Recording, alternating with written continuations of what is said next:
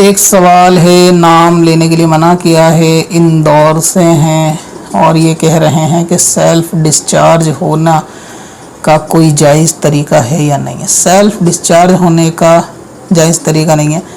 Self discharge اگر آپ خود کی پریکٹس سے نہیں ہوئے، خود ہی ہوگا تو وہ بھی سیلف ڈسچارج ہی ہوگا، تو وہی ایک طریقہ جائز ہے، باقی طریقہ جائز نہیں ہے۔ دوسرا طریقہ یہی ہے کہ شادی کر لی جائے تو بہتر ہے، اور اگر شادی کر لی گئی ہے اور بیوی آپ کے بلانے پہ پاس نہیں آتی تو صبر کر لینا چاہیے۔